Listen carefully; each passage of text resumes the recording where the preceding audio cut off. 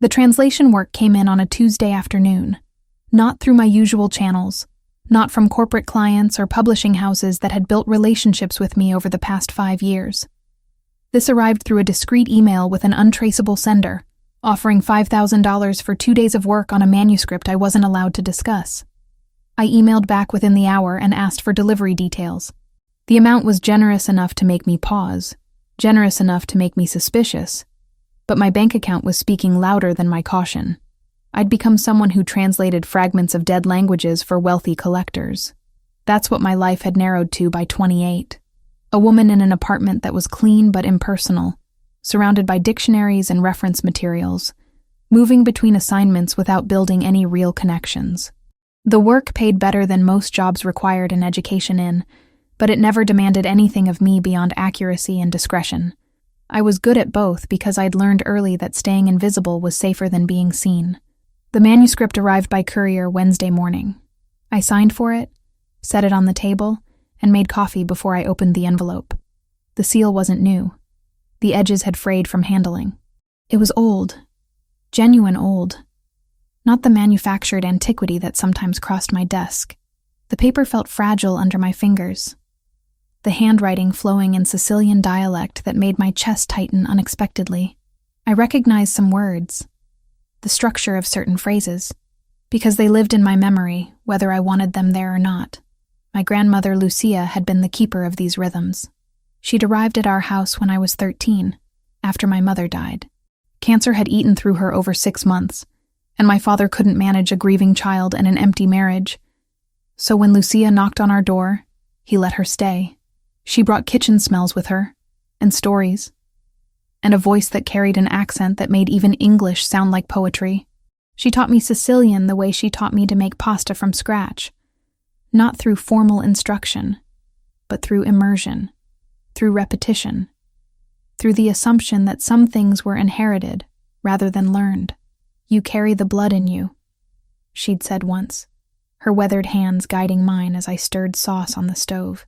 Even when you don't speak it, even when you try to forget, the language remembers you. That was the thing about Lucia. She spoke in permanence, as if blood and language were forces that couldn't be negotiated with or abandoned, no matter how much distance you put between yourself and where you came from. She died 7 years ago. Cancer, like my mother. Like there was some curse written into the Marino family line. I was 22 when she went, and I kept her things in a box under my bed because I couldn't figure out what to do with them. Letters in her handwriting, photographs faded to the color of old newsprint, and a small book of prayers she'd copied out by hand. That book was what I reached for when I opened the translation file Wednesday morning. One prayer in particular appeared in both documents. The same sequence of words, the same intention behind them, translated across decades and geography. I read through it 3 times to be certain, my hands trembling slightly as I worked through the archaic phrasing, the religious imagery that mixed Catholic tradition with something older, something that spoke of protection and bloodlines, and things that transcended normal prayer. This can't be coincidence, I said aloud to my empty apartment, then immediately felt foolish for speaking into the silence like that. But it was the only thought that made sense. The prayer Lucia had taught me, the one she'd whispered during thunderstorms and during her final days in the hospital, was part of this manuscript that some stranger had paid me thousands of dollars to translate. I tried to work through the rest of the document with professional focus. Translation required a certain detachment, a distance between myself and the material, but my concentration kept fracturing. That one prayer kept pulling my attention back like a current. By Thursday evening, I hadn't slept. I'd called in sick to 2 routine projects and spent 36 hours moving between translation work and researching the manuscript's origins. The document itself offered few clues about authorship or provenance. It appeared to be a collection of writings from sometime in the early 20th century, compiled by someone with significant knowledge of Sicilian spiritual traditions. But there was nothing that explained how Lucia came to have that specific prayer, or why someone would pay this much money to have it translated now. The weight of not knowing was suffocating. All my life I'd tried to build something separate from my family history, something that was entirely mine.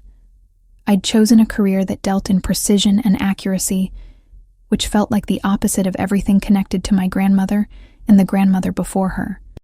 Lucia had hinted at things without ever explaining them completely. She'd speak about family in ways that suggested depth and complexity I wasn't allowed to access.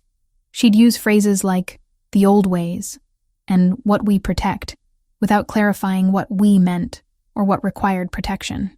Tuesday night, I told myself I needed to move the translation work forward. I told myself I needed to clear my head. What I actually needed was to feel close to something, to someone, to any part of the history that had shaped me without my consent. The church was 6 blocks from my apartment. I'd started going to St. Anthony's years ago, not from religious conviction, but from a need that I didn't fully understand. Lucia had taken me there once when I was younger, and something about the space had remained with me afterward. The way light moved through the stained glass, the scent of candles and old stone, the feeling that time moved differently inside those walls. I went on a Tuesday evening because that was when Lucia had taken me. I'd fallen into the habit of going on Tuesdays, sometimes just for 20 minutes, sitting in the back pews while other people prayed. I'd never been particularly religious. I didn't believe in divine intervention or salvation. But I believed in ritual, in the way repetition could create meaning even when the words themselves felt hollow. That particular Tuesday night, I was alone in the prayer section, just me and the altar candles and the weight of that translation work pressing against my thoughts. I knelt without planning to, my knees meeting cold stone, and I found myself speaking words in Sicilian that I hadn't spoken aloud since my grandmother's funeral. The prayer came back to me perfectly, every syllable, every inflection, every pause that gave the words their particular power. I wasn't thinking about what I was saying. My body seemed to remember what my conscious mind had tried to forget. The words felt like they were moving through me rather than being generated by me, ancient and necessary, and completely separate from the small life I'd built in Boston. My voice was barely audible, nothing more than a whisper that dissolved into the silence of the church. But in that moment, kneeling alone with my grandmother's prayer resurrecting itself in my mouth, I felt something shift, not dramatically, nothing visible from the outside, but inside, something that had been locked away for years suddenly seemed permeable. I was so focused on the sensation of speaking the words that I didn't hear him enter, didn't notice that someone else had come into the church until I finished the prayer, until I lifted my head and felt the weight of being observed. The realization of it moved through me like cold water. Someone was there. Someone had heard. I didn't turn around immediately. Part of me wanted to pretend that the presence I sensed wasn't real, that I was projecting, that my own intensity around the prayer had created the feeling of another person's attention. But that wasn't how the world worked. If you felt watched, you were being watched. That was the first thing Lucia had taught me about survival. I rose from my knees slowly, steadying myself against the pew in front of me. The church seemed smaller suddenly, more intimate in a way that wasn't comforting. The candlelight threw shadows across the empty rows, and somewhere in those shadows was the person who had heard my grandmother's prayer emerge from my mouth. I turned. The church appeared empty. The person I'd sensed so clearly just moments before had vanished, or perhaps had never existed outside of my own heightened state.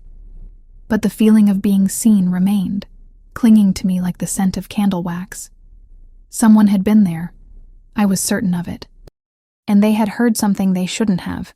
Franco Ravellini maintained his rituals with the precision of a man who understood that discipline was the only thing separating him from the chaos that lived in his bloodline. Every Tuesday night, without exception, he entered the St. Anthony's and knelt in solitude. It wasn't piety that drove him. It was inheritance. His mother, Margarita, had taught him that faith, when practiced correctly, was armor, not against bullets or law enforcement or rival organizations, against the hollowing effects of power, against the slow erosion of whatever humanity he'd been born with before his grandfather decided he had other purposes.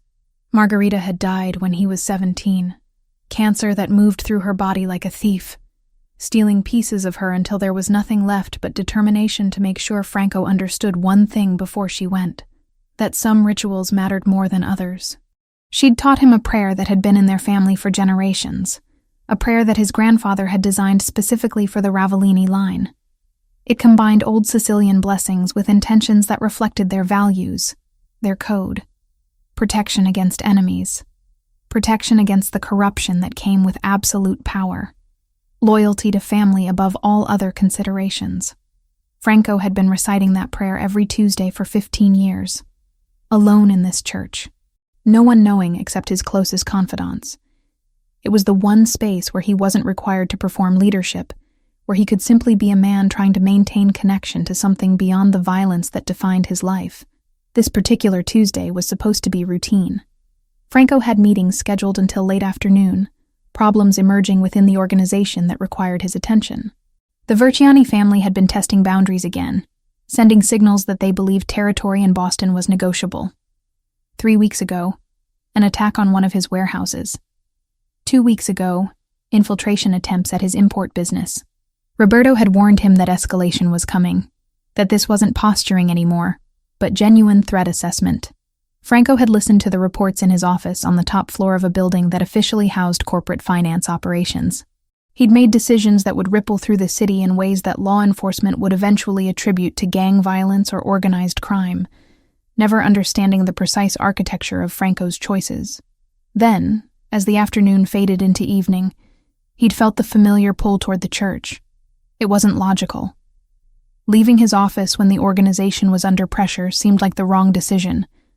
The indulgence of a man who couldn't maintain focus. "I need to step away," he'd told Roberto, his closest associate, a man who had been with him for 25 years and knew his patterns better than anyone. Roberto had frowned slightly, but he didn't protest. That was the arrangement between them. Roberto handled the practical aspects of Franco's life, the security details, the contingencies, but he respected the Tuesday ritual as untouchable. "I'll have the car waiting," Roberto had said, and Franco had left the office, moving through the building with the casual authority that came from ownership, passing employees who looked at him with fear mixed with respect. None of them knew what he actually was. As far as the corporate structure was concerned, he was just another man in an expensive suit, someone who made decisions about money and operations. The church smelled like it always did. Candles and stone and age. Franco moved through the entrance and into the prayer section, heading toward his usual spot. The space was empty. Just him and the flickering light from the votive candles, and the particular silence that churches maintained. A silence that felt separate from the rest of the world. He was preparing to kneel when he heard it. A voice so quiet that at first he thought he'd imagined it. But no, it was real. Someone else was there. A woman, he realized as he oriented toward the sound. She was kneeling several rows forward, her head bowed, her voice barely audible. She was speaking Sicilian. Franco went absolutely still. His body understood before his mind processed what he was hearing. The dialect was exact, the inflection proper. Not Italian, not Sicilian as it was spoken by tourists or academics or people trying to reconstruct their heritage. This was real Sicilian, the kind that came from blood rather than study. She continued speaking. And then came the words that made Franco's entire nervous system activate as if an electrical current had run through him. His prayer. His family's prayer. The exact sequence of words that he'd been reciting for 15 years. That his mother had taught him. That his grandfather had created specifically for the Ravellini line. Words that were supposed to be known only to members of his family.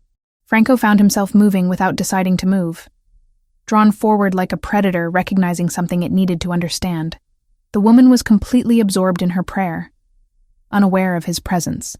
She was blonde, younger than he was, dressed in simple clothes that suggested a life without significant wealth. Her hands were folded in her lap, her posture suggesting genuine vulnerability rather than performance. When she finished the prayer, she did something that stopped Franco's breath. She spoke the ancestral names. The continuation that came after the main prayer, the part that only true family knew. She said the names in Sicilian, honoring the lineage the way she'd been taught, the way that tradition dictated.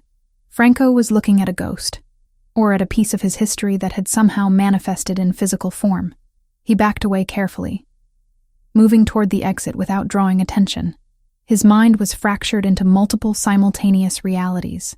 This shouldn't be possible. The prayer was internal to his family, protected information that had never left the circle of blood. Yet here was a woman in a church in Boston, speaking his mother's words like they were her own inheritance. He exited the church without acknowledging her presence, moving back into the night air where Roberto was waiting with the car. Franco climbed into the back seat and instructed Roberto to drive, not toward his office, but toward one of the safe houses he maintained throughout the city. His hands were shaking slightly, which he recognized as unusual. Franco didn't shake. He didn't allow his body to respond to surprise or shock or confusion. "There's a woman in the church," Franco said without preamble. "Blonde. Late 20s. She was reciting our prayer." Roberto's hands tightened on the steering wheel. His expression in the rearview mirror became carefully neutral, but Franco could see the calculation happening. Roberto understood exactly what this meant. The prayer was secret. It shouldn't exist outside their circle. "What did you want me to do?" Roberto asked. "Professional. Specific. Find her," Franco said. "Everything. Name, address, occupation, family history. I want to understand how she knows words that are supposed to be known only to us. Could be someone from the family, a distant relation?" "Possibly," Franco said, but his instinct was telling him something different. This woman had the look of someone completely separate from their world. She had the appearance of someone who lived in ordinary circumstances, who worked regular jobs, who didn't understand the complexity of what she carried inside her. Yet she knew the prayer with perfect accuracy. By Wednesday morning, Roberto had delivered preliminary information. Valentina Grant, 28 years old. Translator.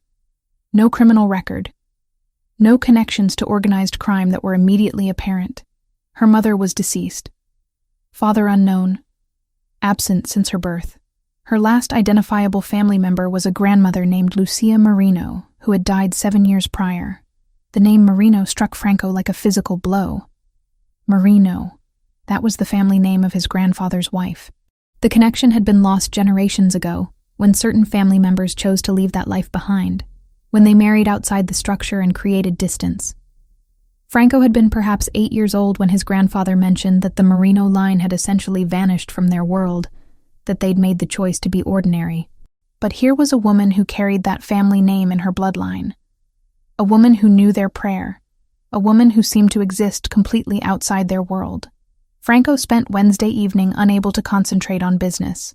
He found himself requesting security footage from the church, watching the video of Valentina kneeling in prayer, hearing her voice through inadequate audio, watching her mouth move around words that connected him to his mother, to his grandfather, to something he'd thought was permanently severed. He was obsessed.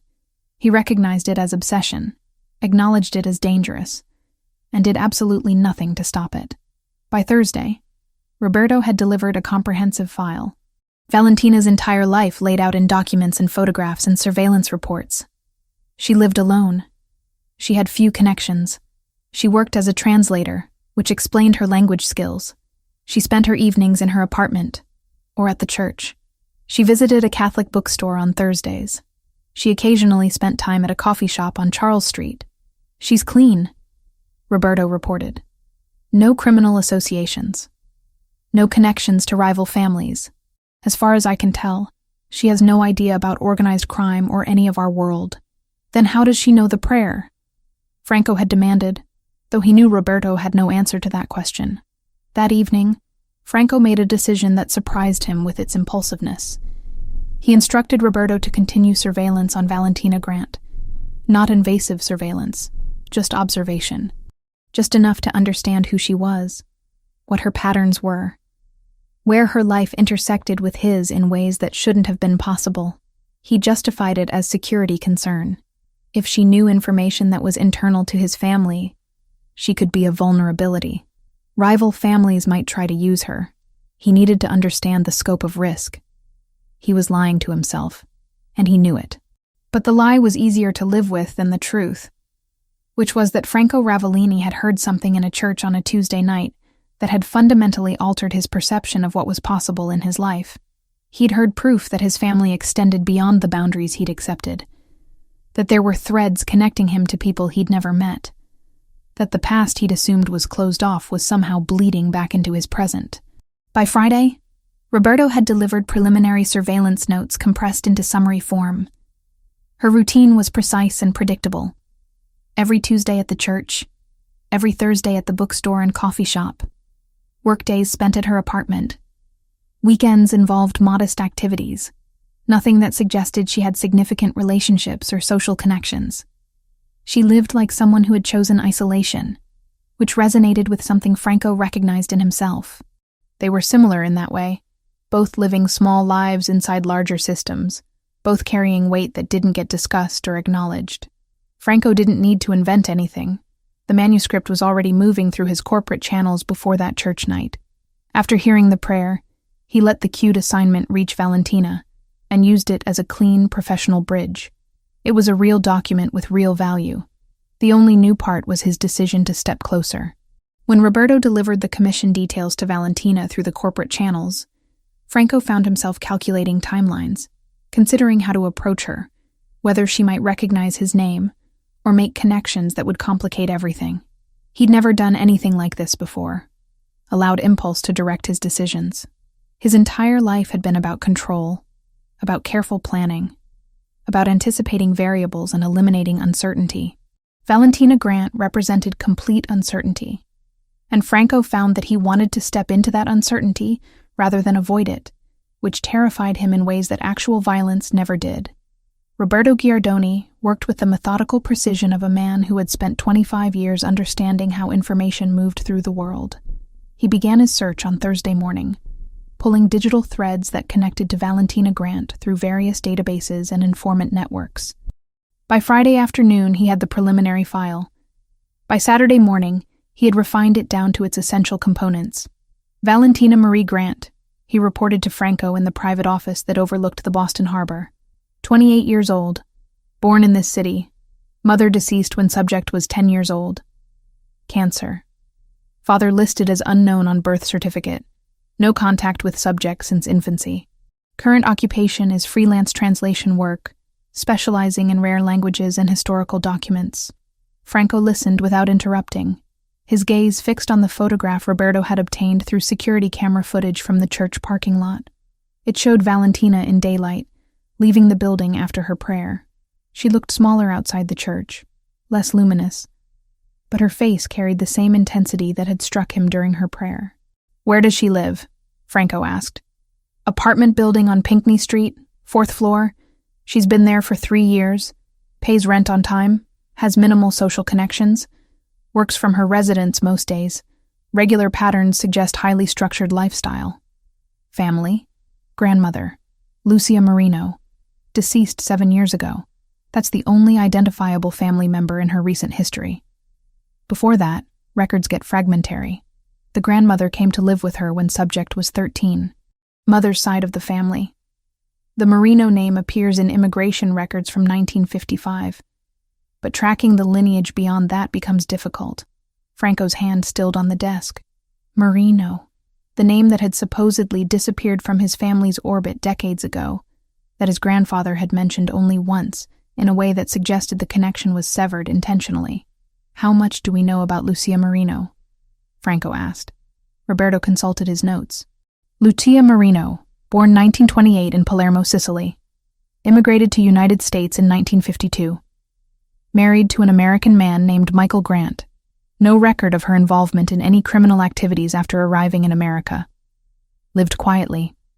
Died of cancer in 2018. Left her granddaughter Valentina her personal effects, which included correspondence and a personal prayer book according to records from the estate. A prayer book. Franco felt something crystallize in his understanding. Lucia Marino, granddaughter of the man who had been in his grandfather's circle, the family that had deliberately stepped away from their world. She had preserved the prayer. She had passed it on to her granddaughter, and that granddaughter had carried it forward, maintaining the ritual across the distance that had been deliberately created. "I want comprehensive surveillance established," Franco said. "Nothing invasive.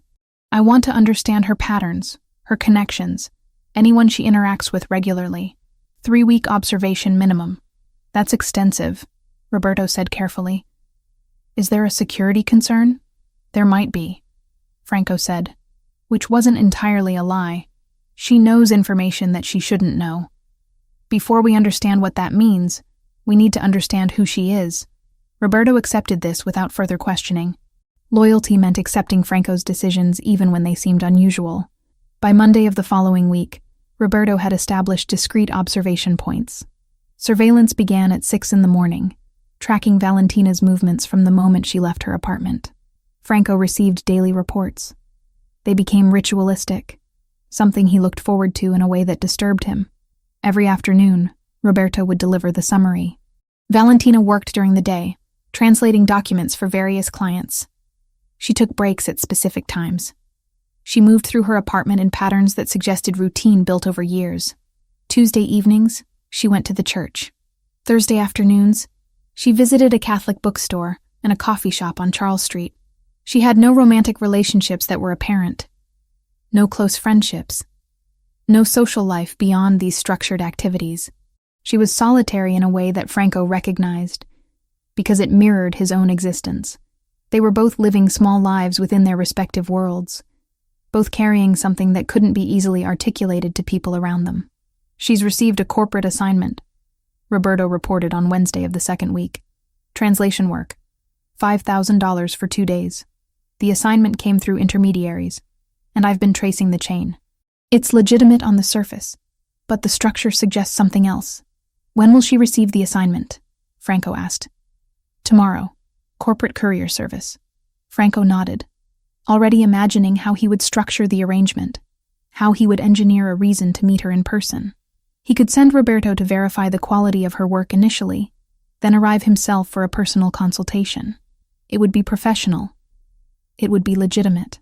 It would give him access to her space, her presence, the opportunity to understand what it meant that she carried his family's prayer in her mouth. By Thursday evening, the manuscript had been delivered. By Friday morning, Roberto had confirmed that Valentina was already engaged in the translation work, that she'd accepted the commission and begun immediately. She was working from her apartment, which meant she was accessible, which meant Franco could arrange his own contact without it appearing suspicious. The surveillance continued through week 3. Franco found himself requesting details that went beyond security necessity. He wanted to know what she ate for lunch. He wanted to know which book she took from the library. He wanted to know if she had any habits that suggested emotional distress or difficulty. These requests were unusual, and Roberto's eyebrows rose slightly at some of them. But he provided the information without commentary. She visits the public library on Wednesday afternoons, Roberto reported. Checks out books on Sicilian history, on Italian language guides, on family genealogy research. She appears to be trying to trace her family history. Of course she was. She carried their prayer in her body and didn't understand where it came from. She was searching for meaning in a lineage that had been deliberately hidden from her. Anything else? Franco asked. She appears emotionally isolated, Roberto said carefully. No indication of depression or crisis. But she moves through the world like someone who doesn't expect to connect with other people. She has money in her account but lives below her means. Her apartment is minimal. She has few possessions. It suggests someone who either values freedom or doesn't believe she deserves to be comfortable. Franco understood that state. He lived the same way, despite having access to unlimited resources. The money didn't matter when everything you owned could become evidence or leverage or a target for enemies. Comfort was a luxury reserved for people whose lives weren't inherently unstable. I want to meet with her, Franco said on Friday of week 3. Arrange something that looks professional. Roberto will make initial contact about the translation work verification. I'll follow up personally. That's direct, Roberto said. Are you sure that's the approach you want? I'm not going to maintain surveillance indefinitely, Franco said. I need to understand what she is, what she knows, why she carries information that belongs to my family. And if she's dangerous?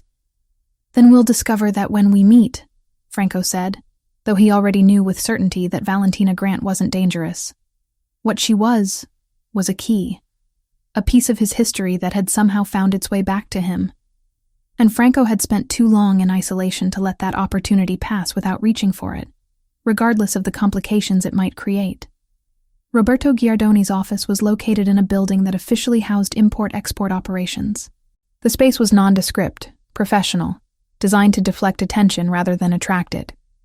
But inside his private room, secured behind steel-reinforced doors and electronic locks, was a network of computer systems and filing cabinets that represented decades of accumulated intelligence. Roberto had built this infrastructure over 25 years because he understood something fundamental about power. Information was the foundation upon which everything else was constructed. He began his search on Thursday morning, pulling threads that connected through various databases. His hands moved across the keyboard with practiced efficiency, accessing records that weren't meant to be public. By early Friday afternoon, preliminary data had coalesced into something coherent. By Saturday morning, he had refined the investigation into a comprehensive file that he scheduled to deliver to Franco in person. The meeting happened in Franco's private office, located on the top floor of a building that appeared to house corporate finance operations, but was actually the nerve center of Franco's organization. Franco sat behind a desk constructed of dark wood, with windows overlooking the harbor. He was reading reports when Roberto entered, but he set them aside immediately, giving his full attention to the older man. Valentina Marie Grant, Roberto began, placing the file on the desk. 28 years old, born in Boston. Mother deceased when subject was 10. Cancer. Father listed as unknown on birth certificate. No contact record between subject and father since infancy. Franco listened without interrupting, his gaze fixed on the photograph that Roberto had included. It was taken from security footage outside the church, captured the moment Valentina had stepped into daylight. She appeared smaller in the photograph than she had seemed during prayer, more vulnerable, but her features carried the same quality of intensity that had struck Franco so profoundly. Current occupation is freelance translation work, Roberto continued. She specializes in rare languages, historical documents, linguistic analysis. Her client base includes private collectors, academic institutions, museum acquisitions departments. Income is irregular, but substantial. She appears to live below her means. The apartment she occupies costs approximately $1,200 per month. Her bank records indicate she could easily afford something more prestigious, but she chooses not to upgrade her living situation. How long has she lived there? Franco asked. 3 years. Minimal variation in her patterns suggests someone who has deliberately constructed stability, or someone who doesn't believe they deserve more. The psychological profile isn't immediately clear. Franco nodded slowly, understanding that assessment. He recognized that particular form of self-imposed limitation because he lived the same way, despite having access to virtually unlimited resources. Comfort was a liability in his world, a vulnerability that enemies could exploit. Family connections? Franco asked. Roberto pulled a secondary document from the file. Grandmother, Lucia Marino, deceased 7 years ago. That's the only identifiable family member in recent records. Before that, the genealogical trail becomes fragmented. The Marino name appears in immigration records from 1955, but historical documentation beyond that point is limited. Lucia Marino was born in 1928 in Palermo, Sicily. She immigrated to the United States in 1952. She married Michael Grant, an American citizen of Irish descent. No record of Lucia's involvement in criminal activity after immigration. She appears to have lived a quiet, ordinary life. Franco's hand stilled on the desk. Palermo, 1928. The date and location aligned with generational timing that would have placed Lucia Marino in proximity to his grandfather's circle. Marino, the name that had supposedly disappeared from his family's orbit decades ago, severed deliberately when certain family members chose to leave that life behind. What was her relationship with her granddaughter? Franco asked. Lucia came to live with Valentina when she was 13, following the death of Valentina's mother. According to neighbors, they were quite close. Lucia remained in the household until her death from cancer when Valentina was 22. Estate records indicate that Lucia left her granddaughter personal effects including correspondence and a personal prayer book. A prayer book. Franco felt something crystallize within his understanding. Lucia Marino had preserved it. She had maintained the connection across the deliberate distance that had been created. She had passed the prayer forward, ensured that the knowledge survived, even though the family connection had been severed. I want comprehensive surveillance established immediately, Franco said, his voice steady despite the intensity of what he was feeling. Nothing invasive. I want to understand her patterns, her daily movements, anyone she interacts with. 3-week observation minimum. Is there a security concern? Roberto asked carefully. The question was a formality. Roberto knew Franco wouldn't order surveillance without legitimate justification, but asking aloud maintained a certain professional boundary. She knows information that she shouldn't know, Franco said, which was technically accurate if incomplete. Before we understand the implications, we need to understand who she is. Roberto accepted this without further questioning. Loyalty meant accepting Franco's decisions, even when they seemed unusual or strategically questionable. He left the office with instructions to establish observation points and begin documentation of Valentina Grant's movements, activities, and connections. By Monday morning, discreet surveillance had been established at multiple locations. A man stationed across from her apartment building, another position near the coffee shop she visited on Thursday afternoons, a third assigned to monitor her workplace. Although she appeared to work primarily from her residence, Roberto received daily reports that he compiled into summaries for Franco's review. Franco found himself looking forward to these reports in a way that disturbed him. He recognized what was happening. He was obsessed. It was an unprofessional state for someone in his position, a vulnerability that could be exploited by rivals, a distraction that could compromise his judgment. He acknowledged this reality and did absolutely nothing to stop it. The daily summaries became ritualistic. Valentina worked during daylight hours, translating documents for various clients. She took breaks at specific intervals. She moved through her apartment with the precision of someone living according to established routines. Tuesday evenings, she attended St. Anthony's for approximately 90 minutes of prayer and reflection. Thursday afternoons, she visited a Catholic bookstore where she browsed for 30 to 40 minutes, then moved to the coffee shop where she sat alone, usually with a book, for another hour or so. She had no romantic relationships that surveillance could detect. No close friendships. No social life beyond these carefully structured activities. She was solitary in a way that Franco recognized and understood because it reflected his own existence. They were both living small lives within the parameters of their respective worlds, both carrying weight that couldn't be articulated to people around them, both moving through their days with deliberate precision. Franco's attention focused completely. Details? Translation work. $5,000 for 2 days of labor. The assignment came through corporate intermediaries, and I've been tracing the chain of custody. The structure is legitimate on its surface, but the architectural design suggests something else. Suggests that someone deliberately set up the assignment to be untraceable to its origin. When will she receive the assignment? Franco asked. Tomorrow morning. Corporate courier service. Franco nodded. By Thursday, the manuscript would be in her possession. By Friday, she would be engaged in translation work, extracting meaning from text that had survived centuries, rebuilding language and intention from fragments and deterioration. The irony wasn't lost on him. She would be translating his family's words, understanding his grandfather's intentions, processing the spiritual foundation that had shaped his life. I'm going to meet with her, Franco said. Arrange it as a professional consultation. Roberto will make initial contact about verification of work quality. I'll follow up personally. That's direct approach, Roberto said carefully, using the neutral tone of someone raising practical considerations without overstepping boundaries. Are you sure that's the strategy you want to implement? I'm not going to maintain surveillance indefinitely, Franco said. I need to understand what she is, what she knows, why she carries information that belongs to my family. Roberto accepted this without further argument. Loyalty meant trusting Franco's judgment, even when decisions seemed unusual or potentially problematic. By Friday afternoon, Roberto had made preliminary contact through corporate channels, notifying Valentina that a client representative might arrive for a personal consultation regarding the translation quality. The notification was professional, non-threatening, business standard. Franco spent Friday evening in his office, ostensibly reviewing the evening's reports, but actually visualizing what would happen when he finally met Valentina Grant in person. He imagined what she might say.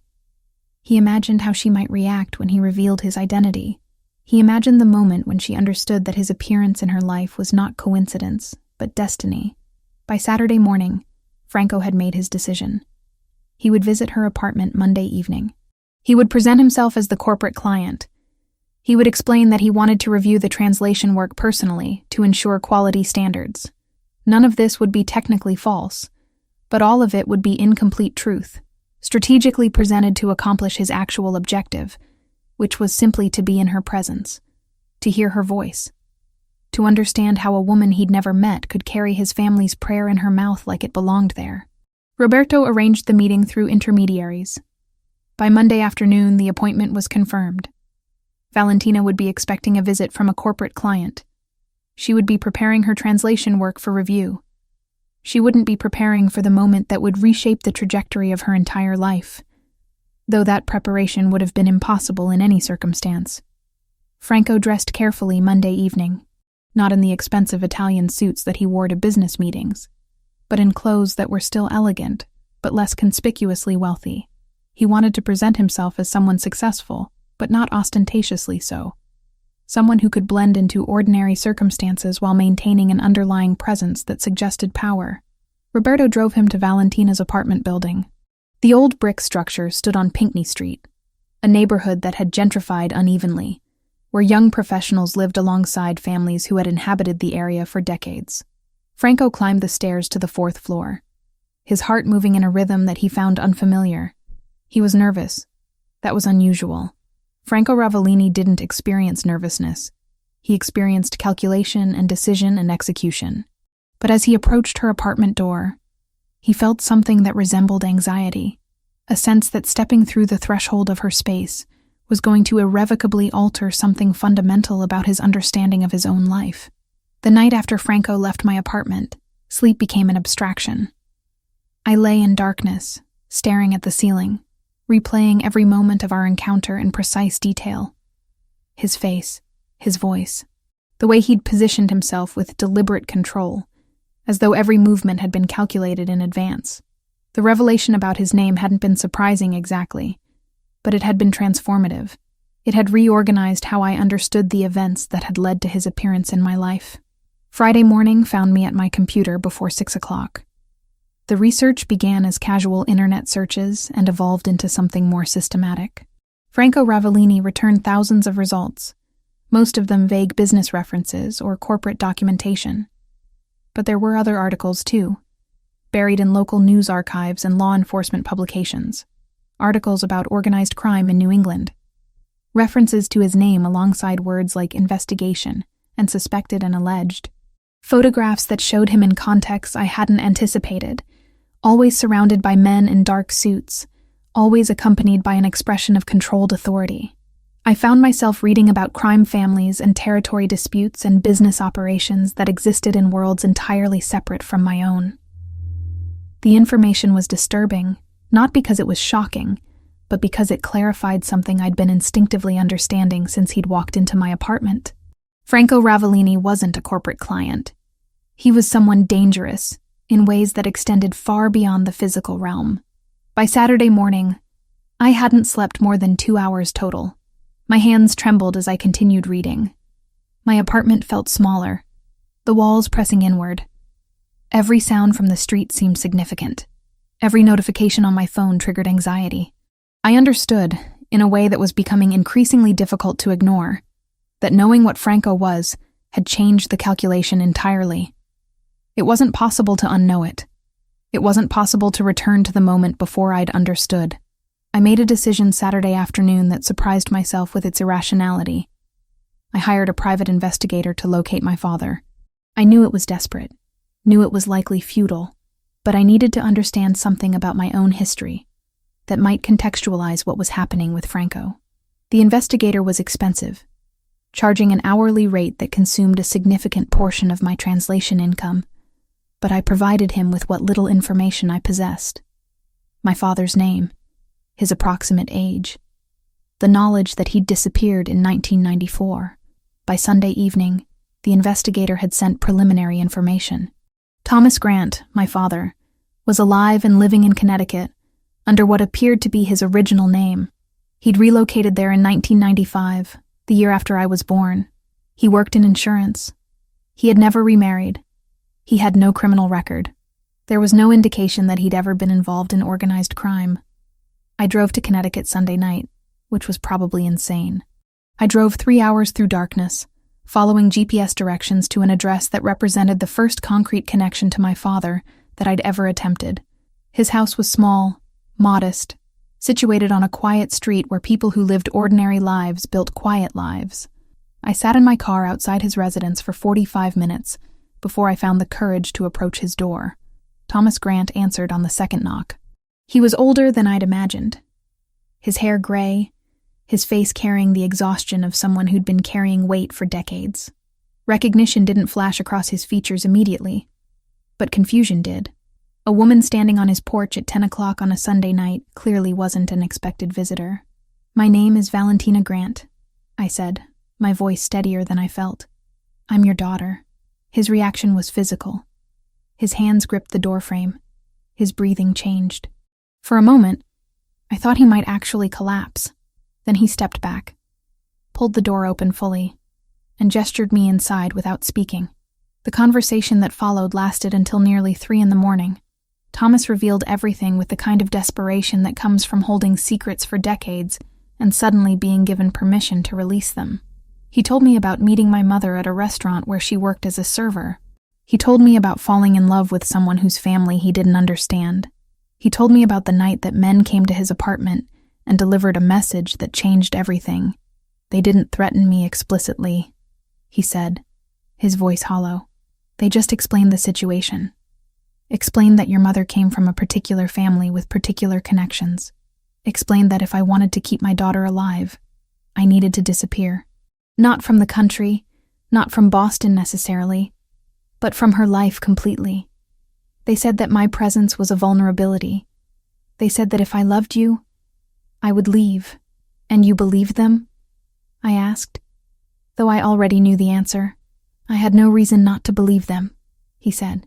"I wasn't naive, Valentina.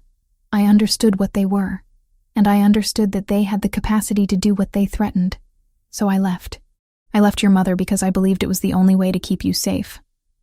I've spent 28 years wondering if I made the right decision."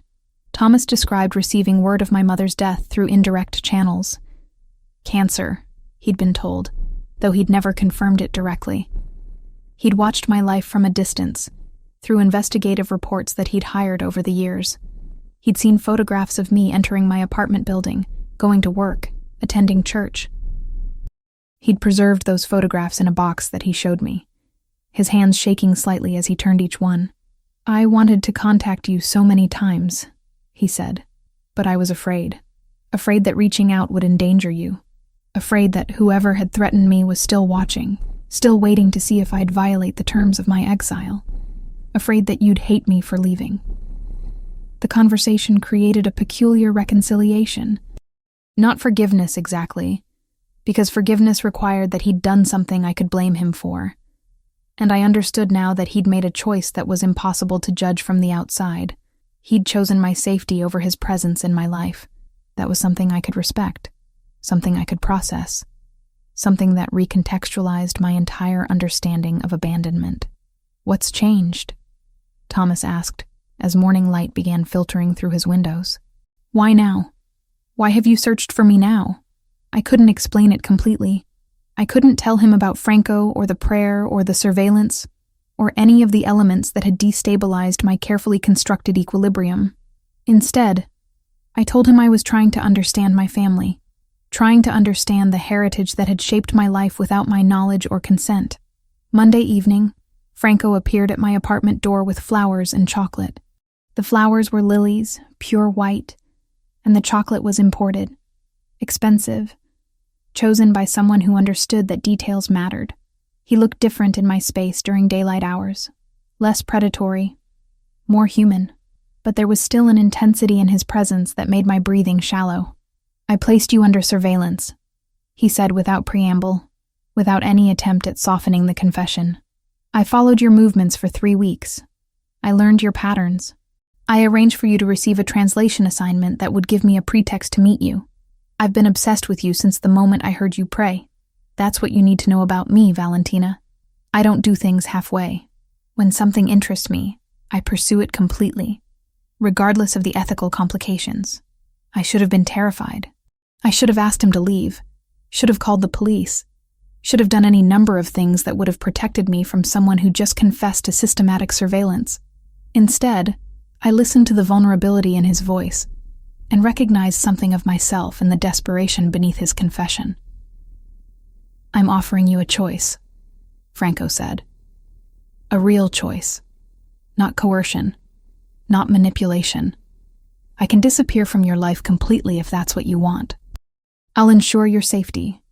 I'll provide financial support if you need it. I'll make this entire situation disappear as though it never happened. Or you can allow me to stay. To know you. To understand what brought you into my world. I could have chosen either option. I could have protected myself by rejecting him completely. Instead, I chose vulnerability over safety.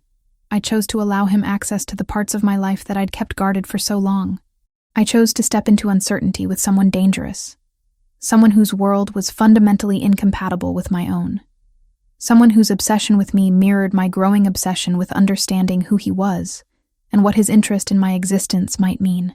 "Stay," I said, the word barely audible. "Tell me something true about yourself." Franco took a step closer.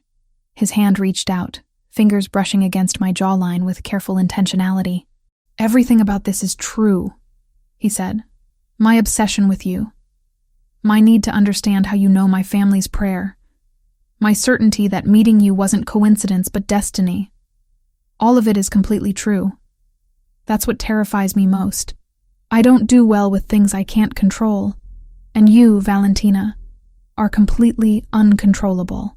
The days following Franco's confession developed into a rhythm that felt simultaneously ordinary and extraordinary. He would arrive at my apartment in the evenings, sometimes directly from business meetings, other times after spending hours managing operations I didn't fully understand. We established a pattern of domestic intimacy that seemed contradictory to everything about who he was. He would cook occasionally, moving through my kitchen with surprising competence, while I worked on translations at the dining table. We'd sit in near silence, the kind of companionable quiet that only develops between people who have moved beyond the need for constant conversation. Franco began revealing his world in deliberate layers, each confession another brick in the structure of trust that was forming between us. He told me about his mother Margarita, how she had died when he was 17, how her death had coincided with his grandfather's decision to bring him directly into the family business. He spoke about violence without glorifying it, describing it as a practical tool in a world where practical tools were the only currency that mattered. "I've killed people," he said one evening, his voice completely neutral. "Not many. I'm strategic enough that I don't need to kill often. But I've done it. I've looked into someone's eyes and made the decision that their existence was incompatible with my organization's survival. That's something you should know about me." I understood that this was a test of some kind, a moment where I could express horror or judgment and fundamentally alter what was developing between us. Instead, I acknowledged his statement without condemning it. "I believe you," I said. "I don't think you're someone who lies about what he is." His expression shifted into something that resembled relief, as if my acceptance of his nature, without the complications of moral outrage, gave him permission to continue existing as he actually was, rather than as some sanitized version of himself. During these conversations, I processed my own understanding of my father Thomas with newfound clarity. I had visited him again, had spent entire weekends in Connecticut, allowing him to tell me the details of his life that had been shaped by fear and the need to protect me from circumstances he had never fully controlled. Thomas had shown me photographs of my mother, had described her with the kind of tenderness that comes from loving someone completely and then losing them. He had explained that my grandmother Lucia had been his only connection to my mother after their separation, and that Lucia had maintained the barrier between him and me with deliberate precision because she understood that the threat was real. "Your mother's family wasn't involved in criminal activity directly," Thomas had explained, his hands trembling slightly. "But they had connections. Lucia broke those connections deliberately when she married my father and immigrated to America. She thought she'd escaped it completely, but apparently There were people who didn't accept that she'd simply stepped away. The complexity of my family history was becoming comprehensible through Franco's presence in my life. He represented the world that my grandmother had fled, the traditions that she had preserved through prayer and language while actively rejecting their practical application. And I, somehow, had inherited both the spiritual legacy and the vulnerability that came with it. One evening in late November, Franco arrived at my apartment with visible tension in his shoulders. He moved through the space with less grace than usual, his movement suggesting something had disturbed his equilibrium. He kissed me briefly, then moved to the window and stood there looking out at the Boston skyline without speaking. "What happened?" I asked. "An attack on one of our warehouses," he said. "The Versiani family is escalating beyond the level of posturing we've been managing. This is becoming something more substantial. Is it serious?" The question felt naive even as I asked it, but I didn't know how to quantify threat in Franco's world. "It's manageable," he said, which seemed like a non-answer, "but it requires attention. I'm going to need to be away from here more frequently, sometimes for extended periods. You'll need to understand that my presence can't be constant." I understood then that our domesticity had existed in a kind of bubble, a space where I could temporarily forget that Franco existed within a complex structure of power and violence and territorial conflict. The attack on his warehouse was a reminder that this structure was always present, always demanding management and strategic response.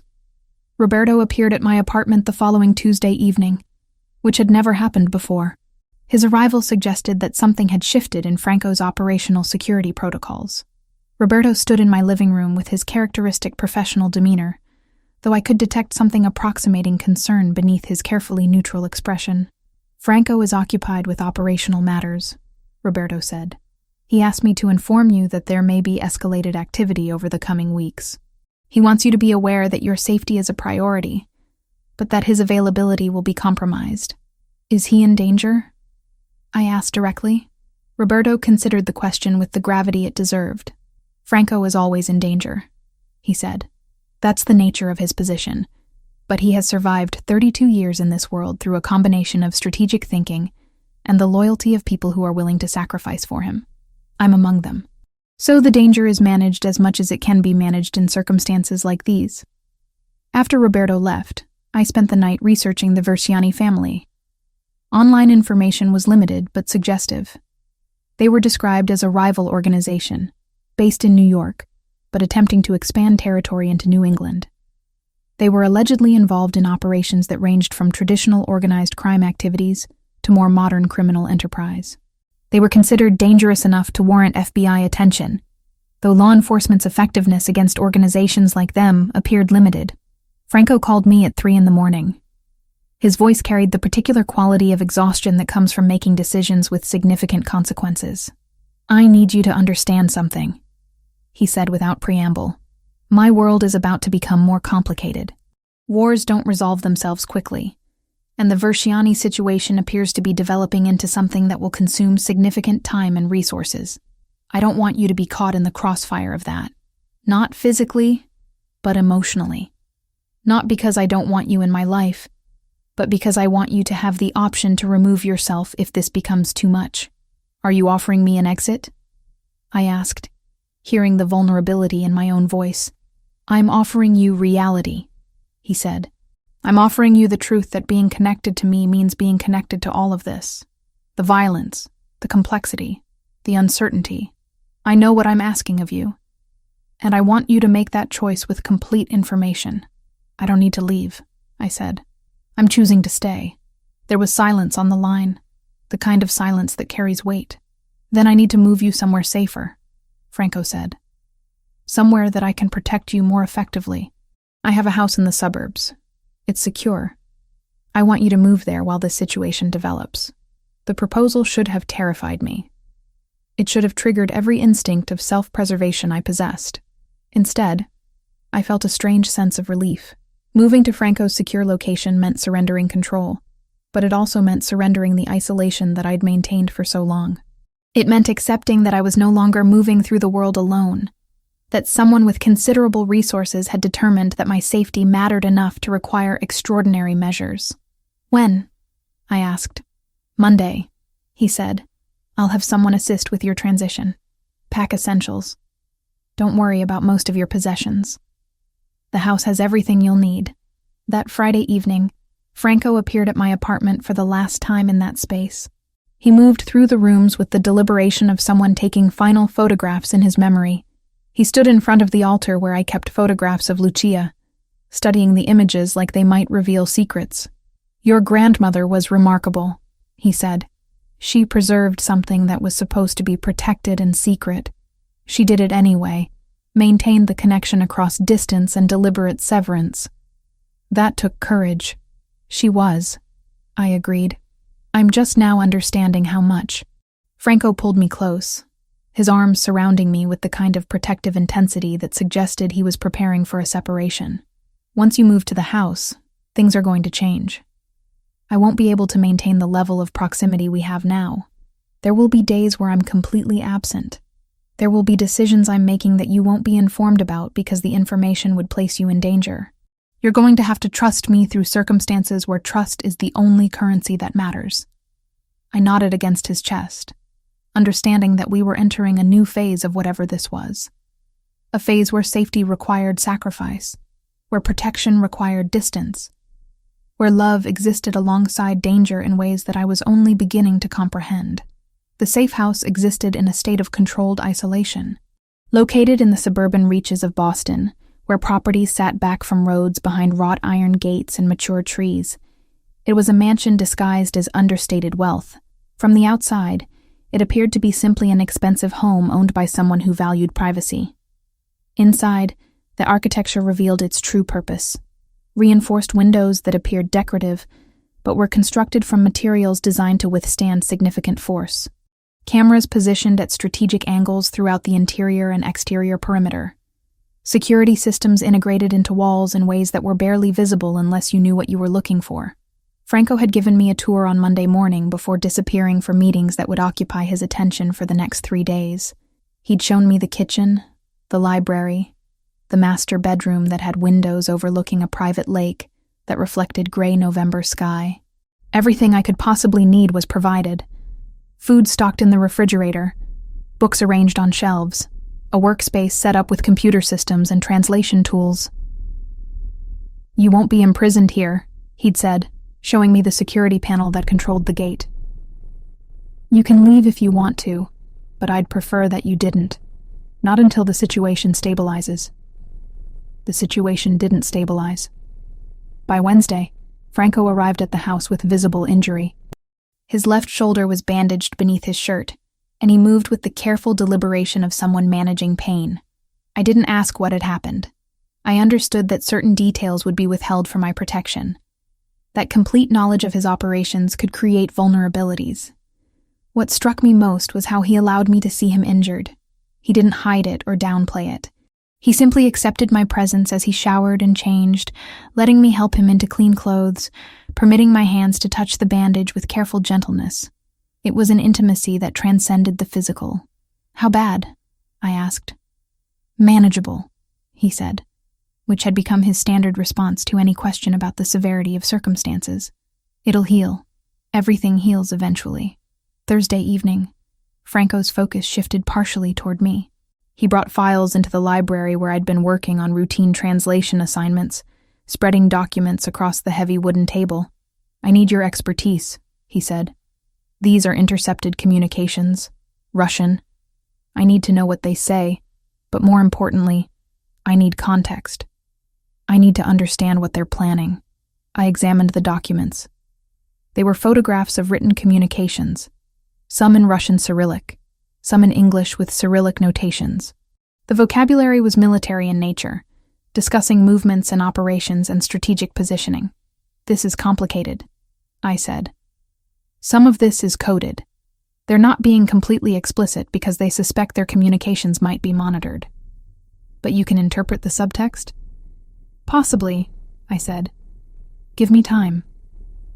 I worked for 3 days straight, breaking only for sleep and meals. Franco provided me with reference materials and historical context about Russian criminal organizations. The communications began to cohere into something meaningful. They were discussing infiltration strategies, Discussions of which of Franco's operations were vulnerable. Plans for escalation. By Sunday evening, I had compiled a translation that painted a clear picture of the Versiani-Russian alliance's intentions. They weren't just attacking Franco's operations. They were systematically mapping his organizational structure with the goal of complete destabilization. "This is sophisticated," I told Franco as I presented my findings.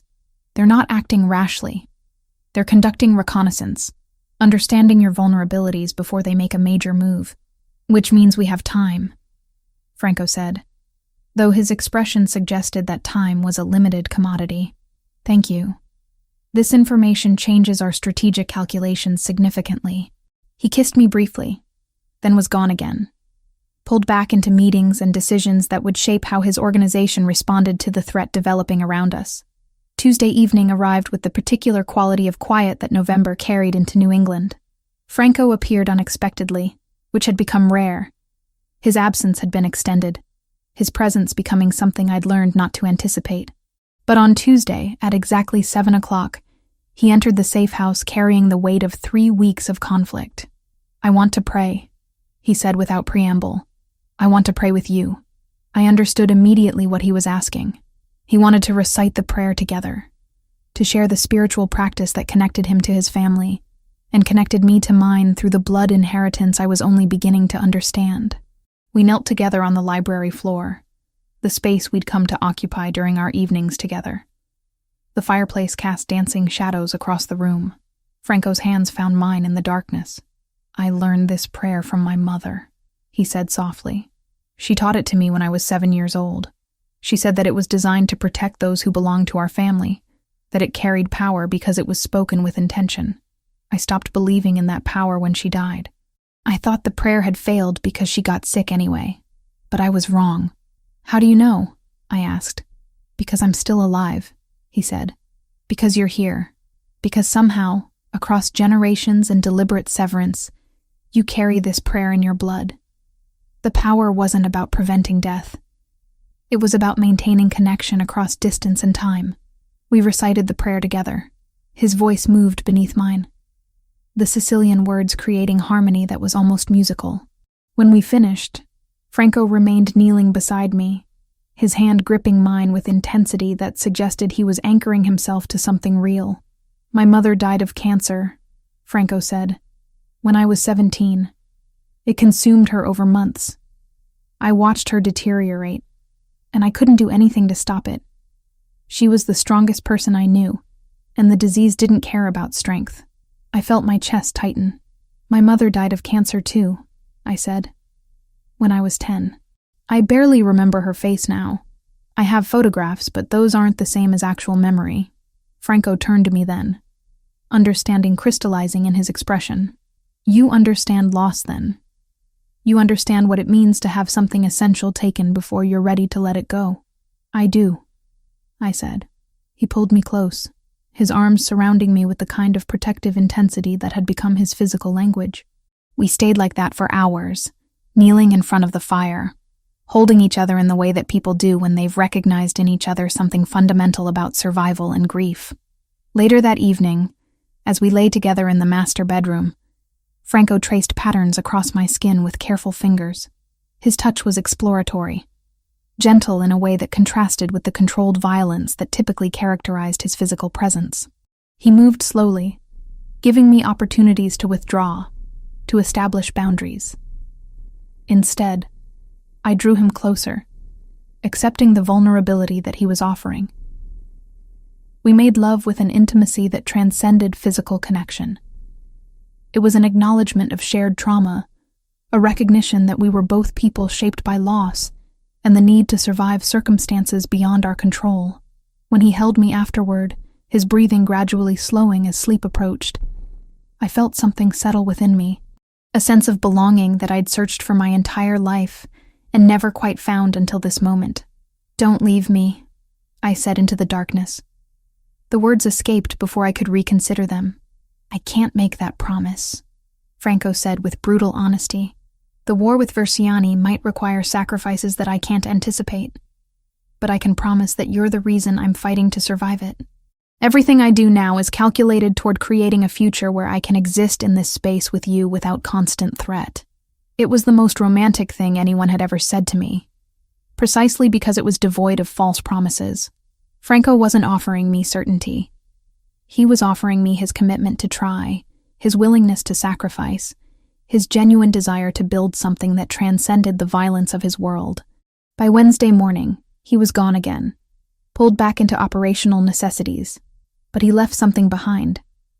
A handwritten letter placed on my pillow, expressing in words what he'd struggled to articulate in conversation. He wrote about recognizing in me something that he thought had been permanently severed from his capacity to feel. He wrote about his mother, and about his fear that his existence would inevitably damage anyone who allowed themselves to love him. He wrote about choosing to believe that perhaps his mother had been right about the power of the prayer, and that perhaps Valentina Grant had been sent into his life specifically to remind him why survival mattered. The war reached its crescendo during the 3rd week of December. Franco had been absent for increasingly extended periods, arriving at the safe house only in brief intervals to shower, change clothes, and consume reports that Roberto delivered with mechanical precision. The tension in his shoulders had become permanent, his movements suggesting someone operating on depleted reserves of both physical stamina and emotional energy. Valentina remained at the safe house, continuing her translation work, but with a new intensity of purpose. The Russian communications that Franco needed interpreted had become her singular focus. She worked methodically through the intercepted messages, recognizing patterns that suggested the Verciani alliance was approaching their final operational phase. The organization wasn't simply attacking Franco's territory. They were executing a coordinated strategy designed to dismantle his infrastructure systematically. By the 15th of December, Valentina had compiled a comprehensive translation that outlined the Russian organization's complete assault plan. She presented the findings to Franco during one of his rare appearances at the safe house, spreading the documents across the library table where they'd spent so many intimate evenings. "They're planning a coordinated strike," Valentina explained, pointing to specific passages she'd translated. 3 separate operations scheduled for simultaneous execution. Here, financial operations. Here, territorial consolidation. And here, direct confrontation with your leadership structure. They're not leaving anything to chance. This is designed to be decisive. Franco studied the translations with the focus of someone whose survival depended on understanding details. "When?" he asked. "The communications suggest the strike is planned for next week, December 22nd. They believe your organization will be compromised by holiday operations and reduced vigilance." Franco nodded slowly. "They're strategically sound. Holiday periods do create vulnerability." He looked at Valentina with an expression that carried gratitude mixed with something approximating awe. "You've given us the information we need to neutralize this threat before it develops into full conflict. What happens now?" Valentina asked. "Now I ensure that we survive," Franco said, "and that you understand that everything I've done, everything I do moving forward, is calculated toward creating a future where survival doesn't require constant vigilance." He kissed her briefly, then was gone again, pulled back into the complex machinery of war and strategic response that was his world. The intelligence that Valentina had provided gave Franco something he hadn't possessed before, the ability to be proactive rather than reactive. He positioned his people in locations where the Verciani strikes were anticipated. He reinforced vulnerable operations. He established surveillance networks that would alert him the moment any of the planned attacks began to materialize. What happened next was unusual in the world of organized crime. Instead of open warfare, there was negotiation. Alexei Popov, the Russian leader who had coordinated the entire assault, arrived in Boston personally expecting to find Franco's organization in disarray. Instead, he discovered that every contingency he'd planned for had been anticipated and countered. Every strike that his people attempted to execute was met with resistance, positioned precisely where it needed to be. The negotiation happened in a private restaurant in the North End, a space controlled by neutral parties who had brokered similar discussions in the past. Franco and Alexei Popov met across a table laden with untouched food, their conversation conducted in the carefully measured tones of 2 powerful men who recognized that continued conflict would be mutually destructive. "You're more resourceful than I anticipated," Popov said in Russian, his accent thick, but his intention clear. "You're more ambitious than you should have been," Franco replied in English. Expanding into territory that has established protections requires more than organizational zeal. It requires understanding the landscape you're entering. I have information suggesting that your organization is vulnerable. Popov countered. You had information, Franco corrected.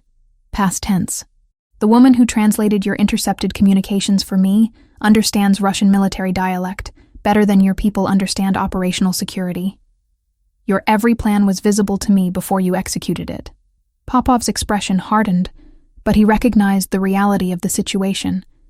His assault had failed before it had begun.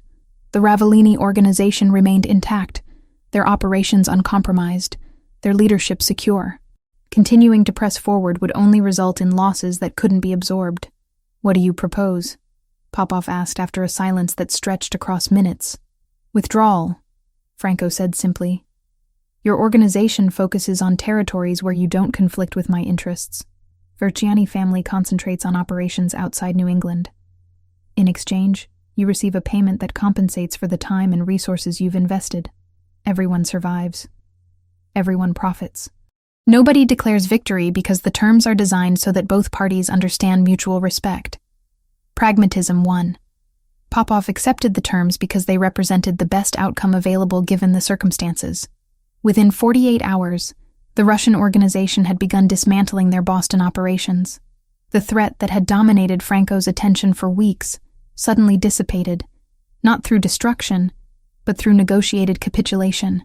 Franco returned to the safe house on the 23rd of December, with the particular kind of exhaustion that comes from navigating between life and death, and choosing to preserve both. He found Valentina in the library, exactly where she'd been when he'd left. She looked up from the translation work she'd been completing, and her expression shifted into something that resembled relief. It's over? She asked. It's resolved, Franco said, which is better than over. Over implies casualties and destruction. Resolution implies survival and adaptation. He moved to the window and stood there, looking out at the snow that had begun falling across the landscape. December was transitioning into something colder, darker, but the snow created the illusion of purity and renewal. I need to offer you something, Franco said without turning from the window. A choice.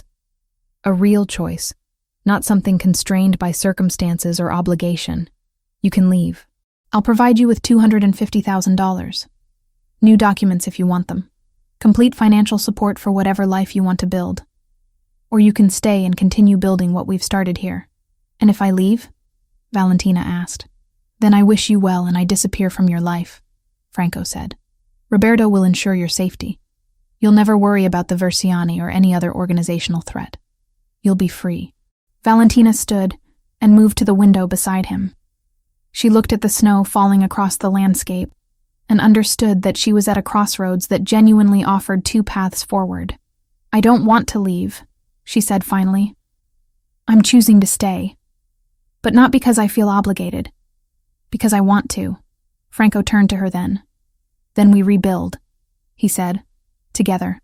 Over the next 3 months, life reconstructed itself into a different configuration. Franco re-established Valentina in her original apartment in Boston, though with significantly enhanced security systems. She resumed her translation work, but now with occasional consulting assignments from Franco's organization when sensitive documents required expertise that nobody else possessed. Roberto developed a particular respect for Valentina that transcended his professional loyalty to Franco. He began checking in on her periodically, ensuring that she had everything she needed while Franco attended to organizational matters that demanded his attention.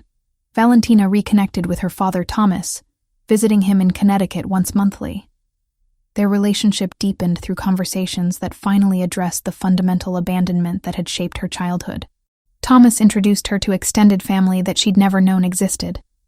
People who had been kept at a distance because of the protective barriers that he and Lucia had constructed. By late spring, approximately 6 months after the resolution of the war with Verciani, Franco, and Valentina returned to St. Anthony's. It was a Tuesday evening, which had become their ritual time. They entered together and moved to the prayer section where they had first experienced the recognition that had altered both their lives. They knelt side by side, and together they recited the prayer in Sicilian. Franco's voice moved beneath Valentina's, creating harmony that was both spiritual and emotional. When they finished, they sat together in silence, understanding that they had created something genuine from circumstances that should have been irrevocable. The prayer continued to protect them, not through supernatural intervention, but through the connection it represented. They had both been separated from their families, isolated by history and circumstance, carrying spiritual inheritance that they didn't fully understand. In meeting each other, they had reconnected with that inheritance and claimed it not as obligation, but as choice. Life moved forward with Valentina and Franco existing in a relationship that defied conventional categories. They weren't married, but they were committed. They didn't live together, but they shared their lives. They moved through a world of danger and violence and organizational complexity, but they maintained spaces where vulnerability was permitted and intimacy was nurtured. By autumn, they had established routines that accommodated both Franco's operational demands and Valentina's need for independence.